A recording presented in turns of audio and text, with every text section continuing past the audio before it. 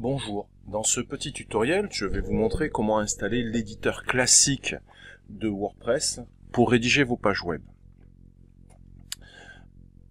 Si vous êtes sur WordPress et que vous ajoutez un article, vous allez avoir l'éditeur dit Gutenberg, qui est un éditeur qui a été récemment mis en place et qui se présente sous forme de bloc, que je vous le montre à l'écran là.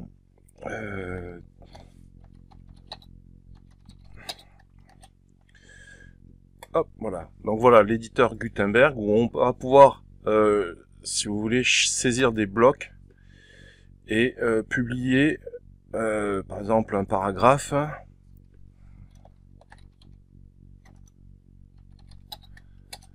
Puis ajouter une image.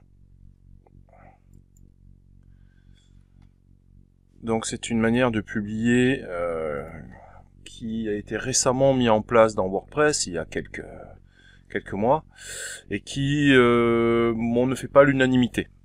Voilà, moi personnellement qui suis habitué à l'éditeur classique, j'ai un peu de mal avec cette version de publication, ce système de publication. Et on a donc la possibilité de changer complètement de système de publication en installant tout simplement un plugin, l'éditeur classique, qui est relativement populaire. Je vais vous montrer comment on fait. Je vais dans la section extension, ajouter. Et ici, j'ai le classique editor. Au besoin, je cherche classique editor dans le moteur de recherche.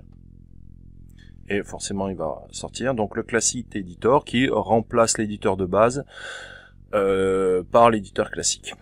Voilà, alors je clique sur installer. Comme vous pouvez voir, il est assez populaire avec 5 millions d'installations actives. Voilà, il est installé et maintenant je l'active.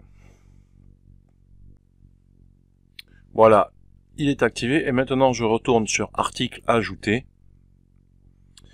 Et je me retrouve avec un éditeur qui est beaucoup plus classique, qui ressemble beaucoup plus à un petit éditeur Word pour publier mes articles de blog ou mes pages web, etc.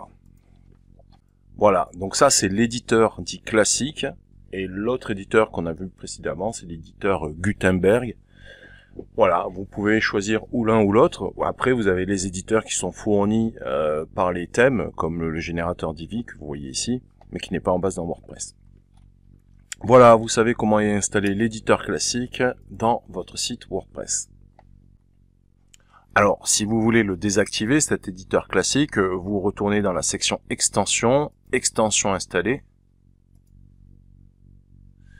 Vous cherchez le classique editor, il est ici, vous le désactivez et vous êtes tout simplement revenu à l'éditeur Gutenberg. Voilà, il est désactivé, je vais ajouter maintenant un article.